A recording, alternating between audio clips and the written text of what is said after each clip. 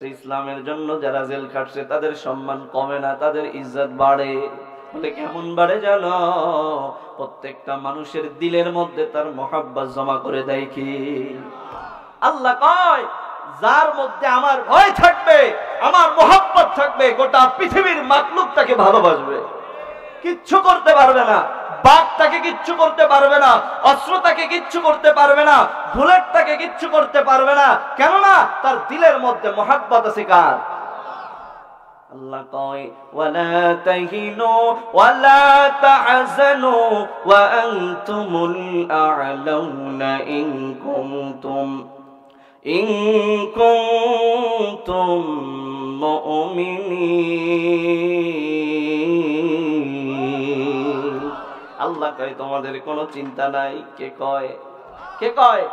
তোমাদের কোনো চিন্তা নাই, তোমাদের কোনো ভয় নাই, যদি একটা শর্ত মানো। কয়টা? এই শর্ত যদি আমরা মানি আমাদের কোনো ভয় আসেনি? আছে? এই কথাটা কার? আল্লাহ কয় তোমাদের ভয় নাই, তোমাদের চিন্তা নাই, তোমরা যদি ঈমানদার হও। কি হও? ঈমানদার হও, তোমাদের কোনো চিন্তা করতে হবে না, ভয় পেতে হবে না। আমি আল্লাহ তোমাদের সাথে আছি, কিচ্ছু করতে পারবে না। কথা বলেন ঠিক কিনা? ভাইরা আমার, বন্ধুরা আমার, এই ঈমানের জন্য, এই মুহাব্বতের জন্য নবীর প্রেমিক বাবার গর্দান আনার জন্য দৌড় মারছে। সুবহানাল্লাহ বলেন। ছোট্ট একটা ঘটনা বলে যাই। আল্লাহর নবীজি সাহাবীদেরকে নিয়ে বয়ান করতেছেন। যেই মজলিসে নবী বক্তা, সাহাবীরা শ্রোতা। বলেন তো এই মজলিসটা কতই না সুন্দর, ঠিক কি না? যেই মজলিসে নবী বক্তা, যেই মজলিসে সাহাবীরা বসে আছে, যেই স্টেজে হযরতে আবু বকর, যেই স্টেজে হযরতে ওমর, যেই স্টেজে হযরতে ওসমান, যেই স্টেজে হযরতে আলী, বলেন না ওই মজলিসটা কত দামি। হাজারো সাহাবীরা বসে আছে। ওই মজলিসের মধ্যে নবীর একজন বালক সাহাবী, নাম হলো তালহা বিন বড়া। তালহা বিন বড়া রাদিয়াল্লাহু তাআলা আনহু, ছোট্ট মানুষ, মাত্র 7 বছর বয়স। টিস্যু নাই।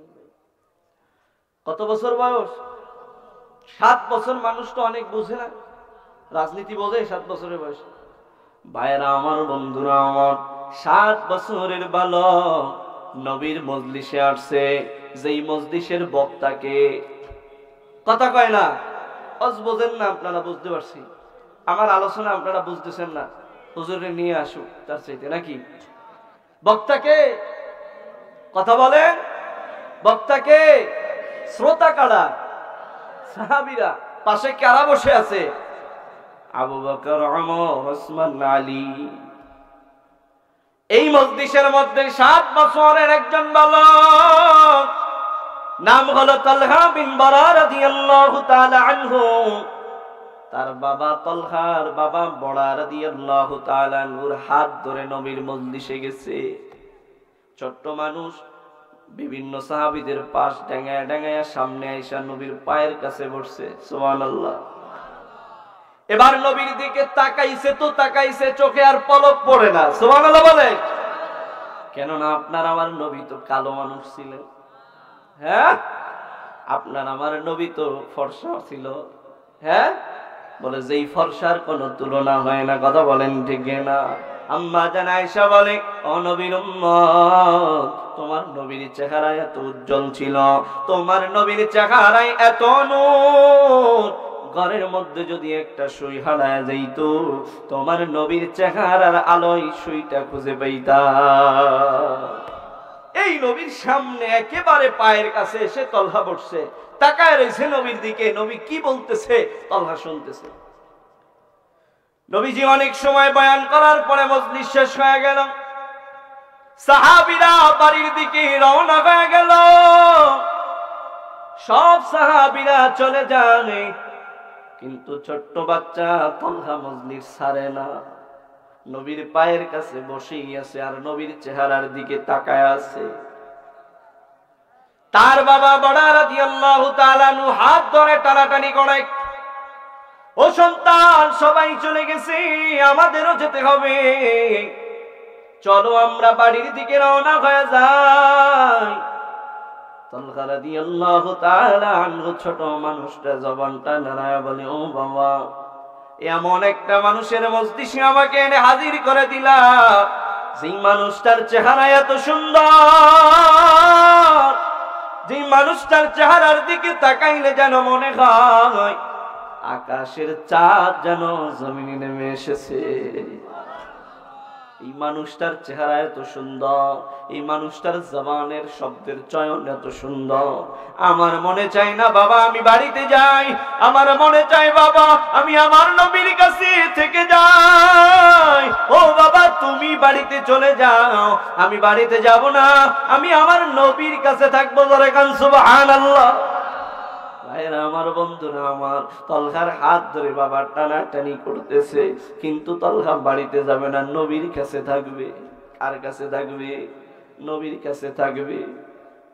তলহা রাদিয়াল্লাহু তাআলা আনহুর এই অবস্থা দেখে নবী আমার বলে, ও তলহা, তোমার হাত ধরে টানাটানি করে, তারপরেও তুমি বাড়ির দিকে যাবে না, কারণটা কি বলো?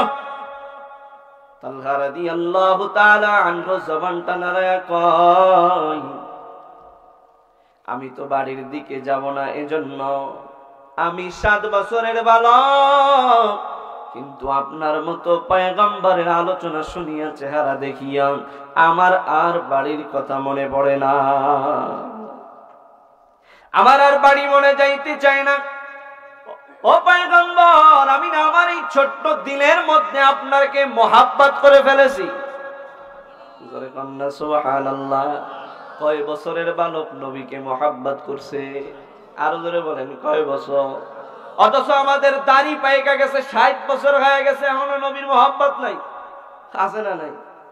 আরে দাড়ি ছাঁচতে ছাঁচতে এমন চাচা ছাড়ছে, চাচা চামড়া এখন বেলেটে বাইদে যায়, কয় চামড়া টান দিয়ে ধরে তারপরে কাট। আছে না নাই? অথচ 7 বছরের বালক নবীকে মহাব্বত করছে। সুবহানাল্লাহ বলেন। তালহা রাদিয়াল্লাহু তাআলা আনহু বলে, আমার এই ছোট্ট দিলের মধ্যে আপনার প্রেম আর ভালোবাসা দিয়ে আমি ভরে ফেলেছি। মাত্র অল্প সময়ের আলোচনায় ছোট্ট মানুষ দিলের মধ্যে নবীর প্রেম ঢুকায় ফেলছে। এবার নবী বলতেছে, আসলেই কি তুমি আমাকে মহাব্বত করে ফেলছো, ভালোবেসে ফেলছো? তালহা রাদিয়াল্লাহু তাআলা আনহু কয়, ও পয়গম্বর, আসলেই আমি আমার ছোট্ট দিলের মধ্যে আপনাকে ভালোবেসে ফেলেছি। নবী আমার বলে, ও তালহা, যেহেতু তুমি আমাকে ভালোবেসে ফেলেছ, তাহলে তোমাকে এবার একটা পরীক্ষা দিতে হবে। কি দিতে হবে? হ্যাঁ, এবার তোমাকে একটা পরীক্ষা দিতে হবে। এই পরীক্ষার দ্বারা প্রমাণিত হবে আসলেই তুমি আমাকে ভালোবাসো কি বাসো না। বলে, কি পরীক্ষা? বলে, পরীক্ষা হলো ওই যে দেখো একটা তরবারি রাখা আছে, ওই তরবারিটা তুমি হাতে নিয়া, ওই যে তোমার বাবা দাঁড়ায় আছে, এই তরবারিটা নিয়ে দৌড় মারিয়া তোমার বাবার গর্দানটা কেটে আমি নবীর কাছে নিয়ে আসো। কার গর্দান? বাবার গর্দান। কাকে পাঠাইতেছে? ভাইরা আমার, বন্ধুরা আমার, বাবার গর্দান ছেলেকে আনার জন্য পাঠাইছে। বলেন তো, ছেলের জন্য বাবা দামি না বেদামি? যেই বাবা ছোট্টবেলায় সন্তানকে লালন পালন করেছে অনেক কষ্টে, যেই বাবা মাথার গাম পায়ে ফেলে সন্তানকে লালন পালন করলো, ওই বাবার গর্দান আনার জন্য নবী সাহাবীকে পাঠাইলো, তার সন্তানকে পাঠাইলো। তালহা রাদিয়াল্লাহু তাআলা আনহু একটাবারও ভাবলেন না সে তো আমার বাবা। এটা মনে না করে তালহা রাদিয়াল্লাহু তাআলা আনহু নবীর আদেশ পালন করার জন্য বাবার গর্দান আনার জন্য দৌড় মারছে। জোরে আল্লাহ সুবহানাল্লাহ। নবীর আদেশ পালন করার জন্য বাবার গর্দান আনার জন্য দৌড় মারছে। তালহার দৌড়ের অবস্থা দেখিয়া নবীর বোঝা হয়ে গেছে, তালহার দিলের মধ্যে নবীর ভালোবাসা আছে। সুবহানাল্লাহ। ভাইরা আমার, বন্ধুরা আমার, এই বাংলার জমিনে কোন নাস্তিক বেঈমান আর মুরতাদেরা যদি আবারও কোনদিন তোমার নবীর বিরুদ্ধে গালি দেয়, সে যদি তোমার বাবা হয়, সে যদি তোমার দলের হয়, সে যদি তোমার ভাই হয়, জীবন দিয়ে হলেও ওই বাবা, ওই ভাইয়ের, ওই বন্ধু, ওই দলের গর্দান আনতে কারা কারা রাজি আছি? নারায়ে তাকবীর।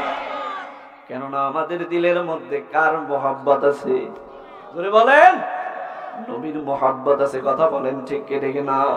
আল্লাহর নবী বলেন, তালহা রাদিয়াল্লাহু তাআলা আনহুর দিলের মধ্যে আমার মোহাব্বত দিয়ে ভরা। এবার তালহা রাদিয়াল্লাহু তাআলা আনহুকে বাড়ি যেতে বললেন নবী। নবীর কথা শোনার পর তালহা রাদিয়াল্লাহু তাআলা আনহু বাড়ির দিকে রওনা হয়। বাড়িতে যাওয়ার পর তালহা যেতেই না যেতে অসুস্থ হয়ে পড়ে। ভাইরা আমার, বন্ধুরা আমার, তালহার অসুস্থতার খবর পয়গম্বরে আরবীর কাছে পৌঁছে দেওয়া হয়। নবী আমার তালহার অসুস্থতার খবর শুনিয়া দৌড় মারিয়া তালহার বাড়িতে যায়। জোরে কোন সুবহানাল্লাহ। নবী তারে দেখতে গেছে। সুবহানাল্লাহ বলেন। তালহা রাদিয়াল্লাহু তাআলা আনহুর বাড়ির দরওয়াজায় নবী হাজির। দরওয়াজার সামনে দাঁড়ায় বলে, ও তালহা, তুমি নাকি অসুস্থ হয়ে পড়ছো? তোমাকে দেখার জন্য আমি নবী আইসা গেছি। নবীজি তালহার সাথে কথোপকথনের পর আল্লাহর নবী তালহার বাবার সাথে আড়ালে কথা বললেন। ও তালহার বাবা, শোনো, তালহার শারীরিক অবস্থা দেখে আমার কেমন জানি মনে হয়, তালহা মনে হয় আর দুনিয়ায় বাঁচবে না। তালহা যদি মারা যায়, আমি নবীকে আগে খবর দিবা। তালহার ইন্তেকালের খবর আমি নবীকে আগে দিবা। আমি নবী আসিয়া তালহার জানাজার ইমামতি করব। শুধু তাই নয়, আমি তালহাকে আমার হাত দিয়া মাটির কবরে রাখবো। জোরে কোন সুবহানাল্লাহ। তালহার বাবাকে কথা বলিয়া নবী আমার চলিয়া যায়। কিছুদিন পরে তালহার ইন্তেকাল হয়ে যায়। তালহার জানাজাও হয়, তালহার দাফনও শেষ হয়ে যায়। কিন্তু নবীর কাছে খবর নাই, নবীর কাছে তালহার মৃত্যুর খবর পৌঁছায় নাই। হঠাৎ করে তালহার বাড়ির পাশ দিয়া বণিক সাহাবীরা যায়। সাহাবীরা তালহার বাড়ির মধ্যে ঢুকিয়া এবার তালহার বাবাকে ডাক দিয়া কয়, নবীর আশিক তালহা কোথায়? একটু ডাকো, তালহাকে আমরা দেখতে চাই। তালহার বাবা এবার বলে, আমার সন্তান আর দুনিয়ায় নাই। কয়েকদিন পূর্বে আমার সন্তান দুনিয়ার জমিন ছেড়ে চলে গেছে। সাহাবীরা এবার বলে, তালহার বাবা, তাহলে কেন তুমি আমাকে খবর দিলা না, নবীর কাছে পৌঁছাইলা না? সাহাবীরা এই খবর শোনার পর দৌড় মারিয়া নবীর কাছে হাজির হয়ে গেছে। পয়গম্বরকে ডাক দিয়া বলে, পয়গম্বর, আপনার ওই 7 বছরের বালক সাহাবী তালহা, যার দিলের মধ্যে আপনার প্রেম, আপনার মোহাব্বত দিয়ে ভরা, ওই তালহা আর দুনিয়ার জমিনে নাই। তালহার ইন্তেকাল হয়ে গেছে, জানাজাও হয়ে গেছে, দাফনও হয়ে গেছে। নবী আমার এই কথা শুনিয়া দৌড় মারিয়া তালহার বাড়ির দিকে চলে যায়। বাড়িতে যাওয়ার পর তালহার বাবাকে ডাক দিয়া বলে, ও তালহার বাবা, তালহার ইন্তেকাল হয়ে গেল, কিন্তু আমি নবী কেন খবর পাইলাম না? তালহার বাবা এবার নবীর হাতটা ধরিয়া বলে, ও পয়গম্বর, আমি তো আপনাকে খবর দিতে চেয়েছিলাম, কিন্তু আমার এই সন্তান 7 বছরের পাগল, যিনি নাকি আপনাকে মহব্বত করে ভালোবাসে, আমার এই সন্তান মৃত্যুর সময় আমার মাথায় হাত রেখে বলে গিয়েছিল, ও বাবা, আমি যদি দিনের বেলায় মারা যাই তাহলে আমার নবীকে খবর দিবা, আর যদি আমি রাতের বেলায় মারা যাই তাহলে আমার পয়গম্বরকে তুমি খবর দিবা না? আমি বাবা প্রশ্ন করলাম, ও তলহা, কেন রাতের বেলায় খবর দিব না, দিনের বেলায় খবর দিব? তলহার বাবা এবার বলে, আমার সন্তান জবানটা নাড়ায় বলে, ও আমার বাবা, আমি জানি আমার নবী আমারে ভালোবাসে, আমিও নবীরে ভালোবাসি। এই ভালোবাসার তাগিদে রাতের বেলায় আমার মৃত্যুর খবর শুনিয়া আমার পয়গম্বর আর ঘরে বসে থাকতে পারবে না, আমার বাড়ির দিকে ছুটবে। ওই রাতের বেলায় আমার নবী যখন আমাকে দেখার জন্য রওনা হয়ে যাবে, ওই রাতের বেলায় মক্কার অলিগলিতে আমার নবীকে মারার জন্য কত কাফেররা রেডি হয়ে রইছে। আমার নবীকে মারার জন্য আপন চাচা আবু জাহেল রেডি, উতবা সাহেবা রেডি হয়ে আছে। তখন মুহাম্মদ কি দুনিয়া থেকে বিদায় করে দিবে। ও আমার বাবা, রাতের বেলায় আমার নবী আমার জানাজা পড়ানোর জন্য ছুটে আসবে। না জানি ওই রাতের অন্ধকারে আমার নবীর উপরে যদি কোনো কাফের আর বেঈমানের আঘাত করি, আর আমার নবী যদি কষ্ট পায়, কাল কিয়ামতের ময়দানে আমি নবীর সামনে কেমনে দাঁড়াইব? ও বাবা, এজন্য রাতের বেলায় আমার নবীকে খবর দিবা না। এই ছোট্ট মানুষ তলগা তার দিলের মধ্যে কার প্রেম ঢুকাইছে? জোরে বলেন না, কার প্রেম ঢুকাইছে? ও দুনিয়ার জমিনের গোলাম, নবী আমার বলে, নবী আমার বলে, যাদের দিলের মধ্যে আমি নবীর প্রেম থাকবে, যাদের দিলের মধ্যে আমি নবীর মোহাব্বত থাকবে, আমি নবী জানায়া দিলাম, আমি নবী তারে নিয়া একই জান্নাতে থাকবো। জোরে কন্যা সুবহানাল্লাহ। ভাইরা আমার, বন্ধুরা আমার, নবীর রঙে রং লাগাইতে চাই কি চাই না? ও ভাই, দিলের মধ্যে নবীর মোহাব্বত ঢুকাইতে চাই কি চাই না? ভাইরা আমার, বন্ধুরা আমার, ছোট্ট একটা কথা বলেই শেষ করে দিব। ভারতের জমিনে দারুল উলুম দেওবন্দ নামে একটা মাদ্রাসা আছে, আপনারা জানেননি? নাম শুনছেননি? এই মাদ্রাসার মধ্যে একজন মুহাদ্দিস ছিলেন, যার নাম মাওলানা ইউনুস রাহমাতুল্লাহি আলাইহি। এই ইউনুস রাহমাতুল্লাহি আলাইহি জীবনে কোনোদিন বিবাহ করে নাই। কি করে নাই? বিবাহ করে নাই। ছাত্রটা বারবার বলে, হুজুর সবাই বিবাহ করে, আপনি কেন বিবাহ করেন না? আল্লাহু আকবার। আল্লাহর ওয়ালি ইউনুস রাহমাতুল্লাহি আলাইহি কয়, আমি না বিবাহ করতে চাই, কিন্তু আমার শায়েখ ইমাম বুখারী, তিনিও, ইমাম নববী, তিনিও তো কোনোদিন বিবাহ করে নাই। বলে তার সম্পর্ক ছিল বুখারীর সাথে, আর বুখারীর সম্পর্ক ছিল আমার নবীর সাথে। সুবহানাল্লাহ।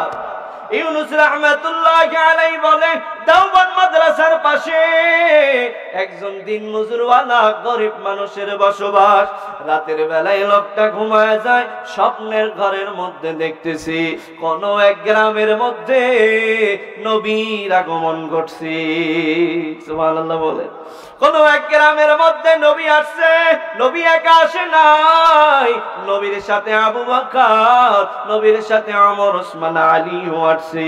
এই স্বপ্ন দেখার পর কে যেন স্বপ্নের মধ্যে বলে, চলো চলো আমরা নবীকে দেখতে যাই। আল্লাহর বান্দা গরিব মানুষ নবীকে দেখার জন্য রওনা হয়ে গেছে।